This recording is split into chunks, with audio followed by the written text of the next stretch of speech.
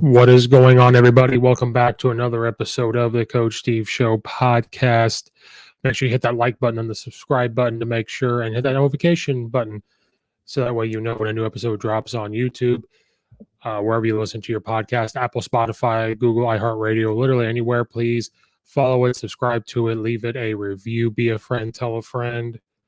This podcast is also brought to you by the Belly Up Sports Podcast Network. If you go to bellyupsports.com, check out all that podcast and blogs and content there. Betting season is in full swing. If you head over to mybookie.ag, it's the place you want to make your same game parlays, in-game bets, money lines, everything you can bet on is there. So if you go to mybookie.ag, use the code BELLYUPFANTASY, all one word. It's going to double your very first deposit. That is free money, and everybody loves free money. So again, bellyupfantasy.com is the code at mybookie.ag. It is going to double your very first deposit. The podcast is also brought to you by Coach Stone Football and his Back to the Basics books and drills.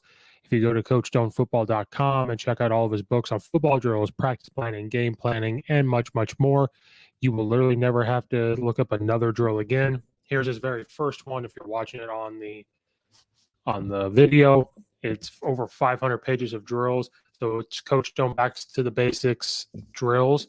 You will literally never have to look up another drill again, I promise you. So go to CoachStoneFootball.com and check out all of that. If you're a football coach like me and you have a younger kicker or a developing kicker who's trying to reach the end zone all the time, I have the tee that you need to use. The reason is that it gives the coach a strategic option on squib kicks, onside kicks that were never available for an athlete before. This tee is legal by the NCAA and NFHS for high school. It's the Launchpad Kickoff tee. It is a game changer. There's flaps on the side of it where you can literally place the ball on its side. And when you order it, it comes with a paper telling you exactly how to lay the football to get the right trajectory for squibs, onsides, and everything else. So if you go to launchpadkickoff.com/CSS, and then you use the code CSS at checkout, you will get 10% off your order. It lets them know I sent you, Help Sports Podcast. So again, if you go to launchpadkickoff.com/CSS, use the code CSS to get yours today. And with your linemen, are their helmets getting scuffed up during inside run period? If so, there is a way to protect those shells and reduce repetitive blows your guys are taking each and every week. It is Guardian Caps. Guardian Caps reduces those blows by 20 to 33%. Really focusing on the big guys in the trenches because you cannot win without those guys in the trenches. Guardian Caps is worn by 5 NFL teams plus 200 and 200 plus colleges like Alabama, Georgia, Oklahoma, Washington, and Penn State. Check them out at guardiansports.com/guardiancaps. When you go use that website or the link in the description below, use the code 15OFF. It is good for 15% off a Guardian Cap. So whether you're getting a single order, a bulk order, if you use the code 15OFF, you're going to get 15% off your order. So football coaches, go do that for me to protect those big guys, man. They're taking a lot of blows each time, and it greatly helps support the podcast, and it's going to help let them know that I sent you. And if you're looking for an energy drink to help with the midday pick-me-up, but you don't want the crash that happens about an hour, if you're looking for a pre-workout before you run, before the gym, but you don't want a pre-workout that gives you the jitters. Also, if you're a gamer, this company wants to sponsor gamers, so they want to send some gamers their way. You need to go to Swift Lifestyles, swiftlifestyles.com. It comes in a tub like a pre-workout, so it's not just a pre-workout. It's that little first morning energy, midday energy that you need, and there's going to be no crash. There's no overwhelming caffeine. It's just the right amount to get you through your day. So if you go to swiftlifestyles.com and use the code Coach Steve Show, all one word, you will get 15% off your order. There's shakers, there's the pre-workout, there's the midday pick-me-up drinks. They have 30 servings in each tub, and you can also create your own. There's a way you can go on there and get your own and everything else. So again, if you go to swiftlifestyles.com, use the code Coach Steve Show, all one word, you're going to get 15% off your order. Let them know I sent you, and it helps support the podcast. So let's dive in. After we got through all that, let's dive in. College football has been crazy all year. It's been crazy since COVID. And one thing on this podcast in particular that I have discussed many times, or it's been brought up many times, is coaches and coaching carousels goes into my last one on coaching carousels, and I've been on record for this particular coach saying that they should give him another year. He should not be fired unless things really go off the rails. But I also think that he should have gotten another year, but it came out on Sunday morning. Coach Dan Mullen, the head coach at the University of Florida, has been let go, whether they just agreed to part ways, whether they agreed to just leave, or he was fired. I'm going to go with fired, because Florida this weekend did lose to Missouri in overtime, 24-23. Missouri came down and Florida scored in overtime. Missouri came and scored, and then just went for the 2-point conversion. The win and said, "Screw it, we're not gonna play this game of going into overtime," and came in and won. So hats off to Missouri, because I think people gave them a chance, but at the end of the day, it is Missouri versus Florida, and there is no way Missouri should beat Florida with the athletes that Florida has, with the play caller and Dan Mullen. But this has been brewing this year since the loss at Kentucky, and then they lose to LSU. This has been something brought up for a while that's been talked about. And I am on record on this show saying that Dan Mullen, way back when people talked about his job, I said his seat is not on fire. And then I was at a point where if you picture a car seat warmer where it just gradually starts to get a little warmer, starts at your calves and your thighs and then your butt and your back and your upper blades. And I said that's kind of Dan Mullen's job right now, is slowly warming up. Then as the season has progressed, then it started to get a little worse and worse. And then I got to the point where maybe his seat is on fire. And it is unfortunate, because I am on record saying that he should not be fired. The defense has not played well. So coming in, I'll get to offensive here in a minute, because we all know that my feelings on the offense with Dan Mullen.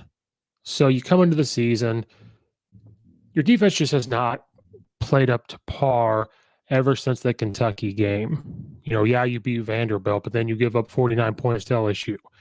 Then Georgia, well, it's Georgia, you give up 34 points. But then it's South Carolina, well, you give up 40 points. And then Samford. I think this is kind of where the South Carolina game is where I started to say his seat is hot. And then the South Carolina game, well, Coach Beamer over there is doing a good job, but it should not be there yet. South Carolina should not be there yet. And you give up 40 points to South Carolina, and you only score 17. So that's where I started to say, okay, it's kind of hot now. And I'm on record saying this, if people go back and listen. Then they play Samford. You give up 52 points to Samford. Now, kudos to Samford, because to come in to Florida, to Gainesville, at Ben Hill Griffith Stadium, and score 52 points and put Florida on the ropes. Now, Florida scores 70, but by God, it was against Samford, who is a Division I AA. So then you should go to Missouri and beat Missouri. Now, I didn't expect it to be this huge blowout, but at Samford's point, I said his seat is on fire, but he should not be fired unless things go off the rails with Missouri and Florida State. And they started to. But even then, I believe I'm record on saying, or I've told people or posted, he shouldn't be fired. He should get another year. I think they should revamp the whole defense, go with it that way. Dan Mullen needs to have a come into Jesus moment and not play two quarterbacks. And I don't want to hear how it worked with Tim Tebow, because I'm a Tim Tebow guy. I was a Florida guy. When you watch, there was just packages for him. When they got into the red zone, they put him in because he was a run threat, but also a thrower. They took Chris Leak out at times. Then when Tim Tebow became the starter, when Chris Leak graduated, there was no other rotating quarterback. You watch other teams around the country, they kind of sometimes have those packages, because I think Wildcat has kind of ran its course. People know when they put a running back in there, like, okay, they're going to run up the middle with power zone. There's not much to do. But when you put in another quarterback, in these packages, and it's a guy that can kind of throw, but he can also run. That's where you put pressure on the defense, saying, man, okay, he's not going to just run behind power. He's not going to just do a fake jet. He's not just going to do a rollout and throw this hitch. Like, he's going to do other things. But Florida decided, and Dan Mullen in this offense, saying, well, you know what? We're going to play both quarterbacks. We're going to play one quarterback for a series, the next one for 2 series, and the next one's going to come in for 3 series. Or we're going to play for, like, it was just so, ass backwards with this. And anybody that listens, I know maybe not a lot of people do, but I am on record saying that was stupid. As a football coach, I don't want to play 2 quarterbacks for the particular reason of there's just no flow. Now you've got to change the offense a little bit. Now, Dan Mullen is a great offensive mind. We've seen him. He's an offensive coordinator when he was at Florida. He was the OC there with Urban Meyer. Then he goes and becomes a head coach at Mississippi State and does good things to try to get that program, on track. So I'm not saying Dan Mullen's a bad coach. Did a good job. Did a good job last year, in the last couple of years at Florida, especially when he had Trask there. And we'll get, to the firing here in a second, but going into this year. So Dan Mullen, realistically, he kind of wants a running quarterback, and you've seen it from his times at Mississippi State when he had Tim Tebow. He wants a running quarterback. So coming in, now he's got these 2 guys that are playing for him this year. Well, one can kind of throw, but not really run. But the other guy can run, but he's kind of not going to throw. And so only play them both. And it's like you just got to play at that particular point. You've got to play the best player. You don't have time to say, well, I'm going to rotate both and put the pressure on the defense. Well, no, you're not, because you're giving them a lot of film on that player. And they know when this particular player comes in, well, we can just play base defense or have about 3 different things. We could check 2 or 2 things because he's not a good passer. He's probably going to look to run. We have film on him of what he can throw. And if he does complete a pass, that's okay. Or they're probably going to hand off to the running back. They're going to do that. So you're kind of making it more like a wildcat. If you play a guy that's better, but you like the other guy because he can run. Now you get down to the 15 to score. Well, hell, let's put him in there. And now we can do a couple things, just some packages. And each week you can get more creative because you don't have to spend as much time because it's a package. When you're rotating both and you have to come up with 2 offensive plans for both, that takes a lot of time for the coaching staff. That takes a lot of reps in practice. And that doesn't allow the offense to get into a rhythm. That doesn't allow first stringers to get the reps with the first string quarterback. Now you should have the second string quarterback take reps with the first string just in case. But there is a rhythm to this. There's a rhythm with those wide receivers. There is a rhythm for the offensive line and how the communication is going to go. And it puts pressure on the offensive line when you've got 2 different when you've got 2 different game plans. Excuse me, I'm looking up things for you guys on this. When you've got 2 different game plans, if one guy's going to run a little more, great. If one's going to pass, like, you're just putting so much pressure on people. So just coming in, I think Dan Mullen was kind of setting himself up for failure to begin with, which could have led to this firing. Now, should he have been fired is going to be the big talk. Some people are going to say yes because of how they've played. But one thing we have learned is people can be very impatient. So what I mean by that is, let's take Ed Odron, for example. Coach Ed Odron took over LSU program that was not very good. In term 1, Coach Les Miles was fired. Try to turn around. And then in 2019 goes undefeated with one of the best teams we've seen in a while, especially on offense. Wins the national championship at 15-0. Cool.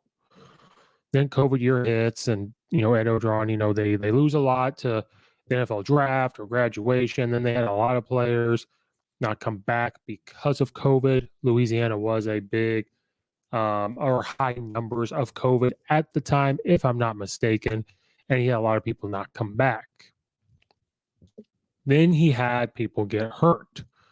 Now, they still won some games and competed, but they didn't compete for the playoffs. They did not compete for the SEC. They did beat Florida, the LSU game and everything else. Then you hear some rumors about off the field things, but we're talking about football. They have a decent recruiting class come in. They have as reported as of right now, there's a good recruiting class come in to LSU. Then you come into this year, still not playing well, but you have a ton. He has to have 8 to 10, at least 6 to 8 or so defensive starters hurt. Then has offensive players get hurt. No consistent offensive line. Struggles a little bit. He and LSU, I guess, pushed him to do this. They agreed to part ways. So how quickly people forget what that happened in 2019 to get LSU back to the top. And again, I go back to, LSU, you think you're this program like Alabama or Michigan way back in the day winning championships. Well, your last championship, I believe, was 2006 or 7. So you went from 2007 to 2019 before winning a championship. But here's the problem with fans and everything else. When you win a championship, now I know here's what happened. It's the standard. It can't be a goal. And that's where Nick Saban has figured this out, where Dabo Swinney has sort of figured it out. Urban Meyer in college, not in the NFL, and I'm not talking about the shady stuff from Urban Meyer. I'm talking about he kind of figured out where it's not a goal to win the championship, it's a standard. But you got to get to that point. Now, and also Ed Odron had to hire completely new staff, and I've only seen one coach that can hire completely new staff and win, and that is Nick Saban. So it's just how quickly we forget where LSU was before the championship and who led there, and how quickly, after you win, you don't win, how quickly they're going to dismiss you is one thing we've learned from this type of situation. So with Dan Mullen comes in and takes over Florida, which Florida has struggled. He has to come in and take over this Florida team. Now, he's coached there before. We're going to look up University of Florida records here before he got there, because it was not pretty after Urban Meyer left. Now, Urban Meyer did leave Florida in shambles, so they have to come in and take over. So Urban Meyer left after 2010. Will Muschamp comes in and does his best year. I think was his best year was 11-2, 2 years after Urban Meyer. But then you have seasons of 4-8 and 7-5. Then Jim McLean, I can never say his name, comes in 10-4, 9-4, and then 4-7. But things just weren't going right. There was things behind the scenes. Things weren't going right. Dan Mullen comes in and tries to rebuild Florida team in 2018 after doing a good job at Mississippi State. Okay, so here's kind of how the mighty have fallen. I have to realize what it takes to build a team, a championship team. Only Urban Meyer has done it quicker, from my memory, at a college. Now, I know Mike Leach wins a lot, but I'm talking about the standard of championships. So Dan Mullen comes in 2018 and goes 10-3. Then in 2019, they go 11-2. Okay, you've got it kind of built up. Well, then in 2020, you go 8-4. So you kind of take a step back. Now, this is your third year, and you're in the tough SEC, but you lost some tough games. You had some guys get hurt. But how quickly we forget, Florida played Alabama in the the SEC championship game.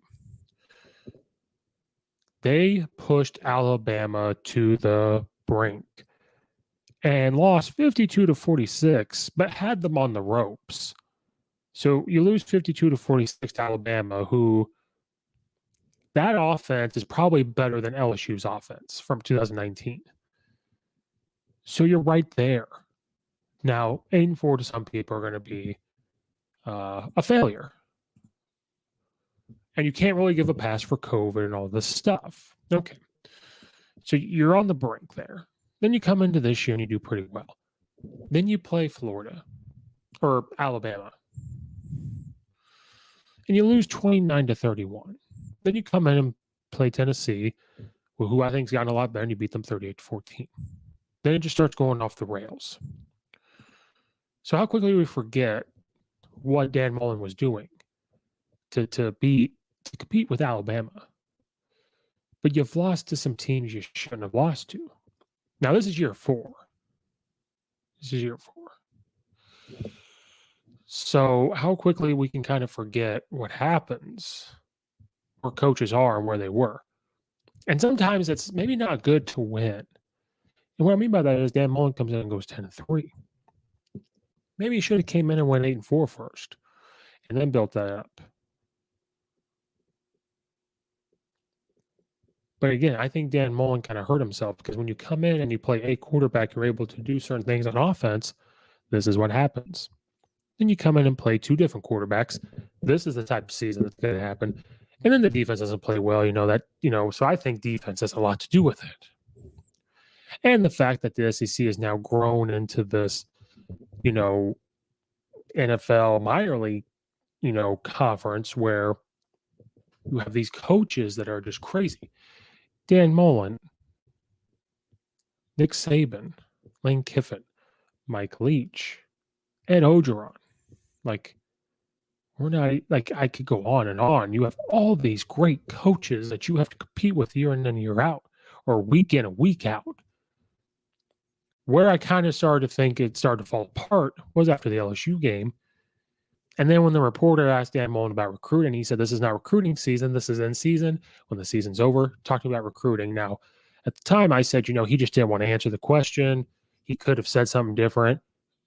But then looking back at it, is he not recruiting that hard during the season? Because I've read a ton of stuff on Nick Saban. I've read a lot of books on him.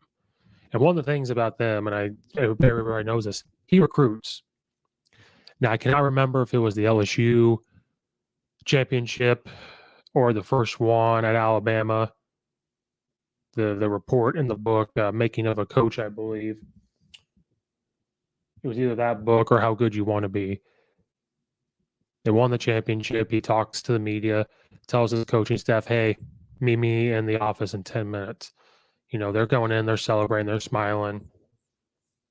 Nick Saban walks in with a bunch of folders, bags, and starts handing the folders out to guys. Says, okay, tomorrow you're going to go here and see that, this kid. Hey, you're going to go here and talk to this family, and this family.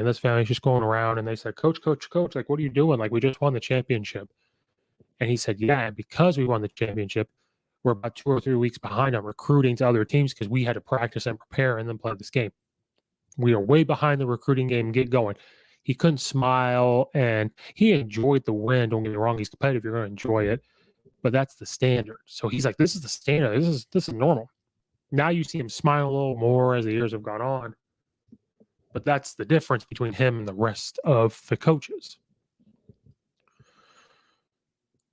So when you hear those comments to Dan Mullen, now if they're winning, probably wouldn't have mattered. So I think those were the type of downfalls. The firing, they said there was many reasons, but one was sustained success. Now, to me, the 10-2, 11-3. Now, 8-4 is not great, but to me, that seems like a good, decent year, given the circumstances. COVID year and everything else. It was this year, and who they're losing to. Now, to me, you could have done one of 2 things. You could have went up to Dan Mullen and said, listen, there's got to be some changes. You just lost to Missouri. What's the direction of the program? We understand there's going to be bumps in the road. All the grades have had bumps in the road at some point, especially with, the landscape of the SEC and what's going on in college football, the transfer portals. So what are you going to do to fix it? And if I'm Dan Mullen, I'm going to get rid of the defensive coaches. I'm going to, fix this and everything else. And if I'm the AD and everybody else, I'm going to say, okay, I'm going to give you a year because again, this has been talked about before. If you get rid of Dan Mullen, who are you going to replace him with? That's the big talk. There's a lot of coaching jobs open right now. USC's open. LSU's going to be open. Rumors that the U might be open. We've already talked about this. And then when a coach leaves to take this job, if he's already a head coach, well, that opens up that job. Well, then you got to get someone there. Well, then that opens up wherever that person left. So a lot of dominoes. Now, is Florida an elite program still? Is it still one of those jobs that you want to take? I think so. I think it's up there with LSU. Florida's, they're trying to get the facilities better from the reports I've read. Now the big question is, should he have been fired? There's two big questions. Who should he have been fired? And then who's going to take this job? It's already done. There's nothing anybody can do about it. Who's going to take it? Well, I guess three things. The first one is I've heard reports of Dan Mullen going to the NFL. Now, to me, I don't know if that works because he's coached in college. But as far as my knowledge goes, he has not worked in the NFL. I don't know if I'm the biggest fan of if you're a good offensive coordinator in college, that it's going to translate to be a good offensive coordinator in the NFL. Now, I don't know the stepping stones of getting to the NFL. Maybe that's what it takes. Does an offensive coordinator at college have to go be a position coach in the NFL, and then they become the offensive coordinator? So these reports and people saying how Dan Mullen would be a good offensive coordinator in the NFL, I'm not so sold on that. I think he'd be a fantastic, college offensive coordinator. Maybe he gets a fresh start somewhere else. No idea.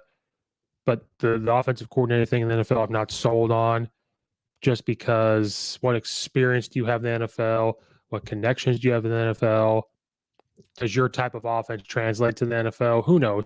Now, that's just me maybe overthinking it, maybe not doing as much research. So I'm going to stick to what I know. Should he have been fired? I'm going to go with no, only because I don't know who you're going to get, just because of everything going on. Other jobs have been open longer. Have there already been talks with some? Is it a place people want to go because of the season that's going on right now? I think he should have gotten next year just to see how they start. Maybe then you get rid of him mid-year, see what kind of defensive staff he brings in. Does he change up the offense? What recruiting class is coming in? Let's see what he's got. So the part of me, especially the coach in me, says no. And then how impatient we are. Now, on the flip side, I can see why. The team is not playing inspired. Something must not be going right in the locker room. The recruiting thing is a concern. The fall from grace, like I said, sometimes it's not great to win right away. It feels good. It's good for the program. It's good for the players. But sometimes as a coach, if you come in and win right away and then you don't, becomes a lot of pressure. And maybe he tried to do too much at Florida because he's offensive coordinator there. He won the 2 national titles as an offensive coordinator. Maybe he tried to do too much too soon. Who knows? But you kind of feel for him as a coach to be let go, especially when I kept saying to not get rid of him. But I also understand why you get rid of him. Now the question does become, who is going to take over for Dan Mullen? So many jobs are open. So many jobs are open. Like I said, and then you have Virginia Tech open. That's one that I keep forgetting to put out there. There. And so, according to the CBSSports.com, you got a lot of different names. Now, some names we already know. Some names might be surprising. So we're talking about who might be the best one to take over. One name that's always thrown around, and I don't know why it gets thrown around, is Bob Stoops. Right now, he's a Fox Sports analyst, former head coach at Oklahoma, won a national title in 2000 or 2001, I believe 2000. But he's been out of the game since 2017. I don't see that happening, so I just don't know why that name is brought up. One big name, I think, is Lane Kiffin. Now, the reason why I bring up Lane Kiffin is because he coached at Florida Atlantic, so he understands the state of Florida and recruiting. The U I talked about in a podcast, one of my last episodes, is that the U might become open. So if the U become open, he was going to take it because he likes Florida. He understands Florida. Bring that swagger. Now, the thing with Lane Kiffin, again, is if you're looking for someone with sustained success, is he the guy? He had sustained success at Alabama as an offense coordinator, but that's more of Nick Saban. Then he had, success there at FAU for a couple of years. Now he's having success at Ole Miss, but it's second year. His name's been thrown for LSU, now Miami, if it becomes open. And now it's going to be thrown around with Florida. Now, here's the thing. Do you leave an SEC school like an Ole Miss and then go to Florida if you're Lane Kiffin? Now, you love Florida. You like the water. You can recruit there. You're going to have these facilities and maybe a little more money than Ole Miss. But, man, it would be very entertaining to see him leave an SEC school to go to another. I wouldn't put it past him because he's going to be like, listen, this is a stepping stone in the career, everything else. So Lane Kiffin's name's going to get thrown around. One coach's name that gets thrown around, I don't think it gets thrown around enough, is Coach Napier at Louisiana. People always talk about him. He's 31-5, I believe, at Louisiana with his coaching, and he's worked under Nick Saban, he's worked under Dabo Swinney. He always gets brought up for some of these jobs. Never takes them. He wants to build something there, at Louisiana. But he's a great coach, great recruiter, understands the process. This would not be a bad hire to bring him into a Florida that understands the SEC, that understands some of these coaches and how they tick, how to recruit. This would be a good hire, I think. Even for an LSU, I think this would be a great hire. But LSU, I think the only problem with LSU or Florida is they kind of maybe want to get this big name. I think Coach Napier would be a big name to get. And I think he'd do well. So I think this is a guy that could do it. Another one that's got brought up is, I said this, Coach Aranda. Now, Coach Aranda, his name has been swirling around for LSU, and then it's now kind of really swirled for USC. And that's where something will go is USC. If you're Florida and you're looking at, man, we brought in some offensive guys, and we look at Baylor right now, who can play defense, but they also can play some offense as well. Why not bring a Coach Aranda? Because he's going to build a culture, and he's proven it already. So this, to me, I think the Billy Napier would be a great hire. Lane Kiffin, you will come in, and you'll immediately win games and score points. But sometimes you're going to give up a lot of points too. But like a Coach Napier and Coach Aranda, man, you bring one of those guys in, the recruiting, especially Coach Aranda right now, like, hey, he's a defensive guy, so we know we're going to get the defense. But they're also, at Baylor, they're scoring points. So he knows how to get the staff. Another big name that I probably don't talk about enough is Coach Luke Fickell at Cincinnati. Because Cincinnati's on the verge of being in the top 4 here because of Oregon in the college football playoff. His name's thrown a little bit around for LSU. According to this report, word on the street is that LSU athletic director Scott Woodward is offering upwards of $100 million over 8 years for the right candidate. Now, I've heard that offer was made to Lincoln Riley. We'll see. But Coach Fickell's name's been thrown around for USC because I believe his old athletic director went there. So I think Fickell is going to be thrown around for that too. But again, I think Florida's going to want to look at who's done things, a big splash. But again, I think Coach Fickell could do a good job. Then you've got a bunch of other names.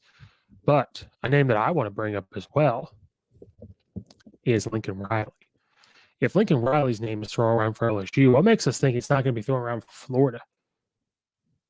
Like, Florida should be able to offer that money too, right?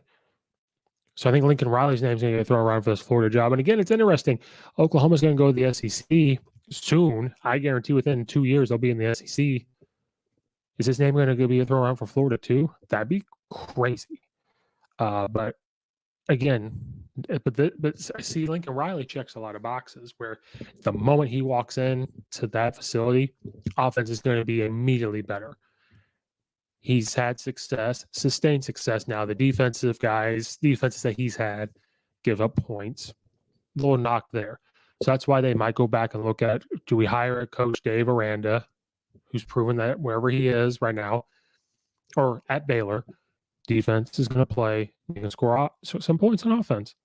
Coach Napier is going to come in and bring culture. They're going to need a dad figure. You know, they talk about that at LSU. They're going to need that at Florida now. So right now, college football is just crazy. So Florida, you've got a bunch of names, but there's a lot of pickings. Sometimes when these big jobs open up, there's only maybe 2 big-time jobs open up, and then figure it out. But right now, you're going to have Florida open up. USC's kind of left in the wind, but USC's open up. That's a big job. LSU's open. That's going to be a big job. And somebody that they're going to hire is going to leave a big-time job to go to that. Well, now you get another big-time job to fill. So you just went from one to the other now. So let's say Lincoln Riley goes to LSU. Well, now you still got Florida, USC, and now Oklahoma to fill. Well, then Tennessee, let's say Coach Heupel goes to Oklahoma because he's going home. Well, now you got Tennessee, Florida, and USC. Like these big time, it's just going to be it's going to be crazy in this coaching carousel. But you know, we good luck to Dan Mullen and where he goes next. Might be the NFL. A lot of people think the NFL, maybe he's kind of tired of dealing with college. Who knows? I'm curious to see how that kind of transition would work. He might make more money in college, but maybe, you know, okay, it's about the money. A lot of coaches about the money. To end real quick, it was crazy in college football. I said before that Cincinnati does not belong in the top 4 in the college football playoff. And they need a lot of dominoes to fall for them to get there. It's happened. These dominoes are falling. Oregon gets smoked by Utah. I think now the door is open. I think Ohio State's going to jump to number 2 because of the way Alabama played. So I predict this college football playoff is going to be number 1 Georgia. And it kills me to say it. It might be number 2 Ohio State now, number 3 Alabama, and number 4 Cincinnati. Do I think Cincinnati belongs there? No. But here's the other thing. The door is also open for Notre Dame to make the playoff. Because if Alabama loses to Georgia in the SEC championship game and Notre Dame wins out, Cincinnati wins out. And Ohio State beats Michigan because if Michigan beats Ohio State, Michigan's going to jump up. Needs a couple things to happen. They'll jump up into the playoff. It's going to happen. Because if Alabama loses to Georgia, now I think a 2-loss Alabama should get in because you lose Texas A&M and their schedule. But it probably won't happen. So it'd be Georgia, Ohio State, Cincinnati in there, and then probably Notre Dame because Notre Dame keeps moving up and they rank them higher and higher. They're not going to put them over Cincinnati because Cincinnati beat them. So right now, Cincinnati, I think, has made their way into the top 4. I don't think they should be. I think Michigan is better than Cincinnati. I think Michigan should be above them. But I think they're going to put them in there. I think it's probably time they're going to do it. But I also want people to know if this continues in this road we're going down, you are going to see Notre Dame in the college football playoff with a 1 loss again. And we know how this is going to end. They should not be there. But I wanted to end with saying before the college football playoff rankings come out this week, it's either going to be Ohio State or Alabama at number 2. The reason why Alabama would be number 2 is because of the schedule over Ohio State. But Ohio State and we'll talk about it in a different episode, just whipped Michigan State. So they're probably going to put them at number 2, Alabama at number 3, and you're probably going to see Cincinnati at 4. The only other team I could see getting to that 4 spot, and people won't like it, and I'll like it and hate it at the same time, is Michigan. I could see them bumping up Michigan to be there. Now, Michigan State beat them, but now Michigan State has 2 losses. So I'm saying, if Michigan beats Ohio State this weekend, they will probably find their way into the college football rankings, and depending on how the Big Ten championship goes. And then that would probably knock out Ohio State. So it's getting crazy. It's just opened up the door that we need to get to a 12-team playoff. But I think Cincinnati's probably going to find their way into the 4 spot. If they put Michigan there, be ready for podcasts and people talking about it. But well, that wraps up another episode of the Coach Steve Show podcast. Please like and subscribe and do all that. Check out all the affiliates in the description below. Thank you guys so much for listening. Check out the weekly episodes. And until next time, guys, just like Dan Mullen, we're out of here.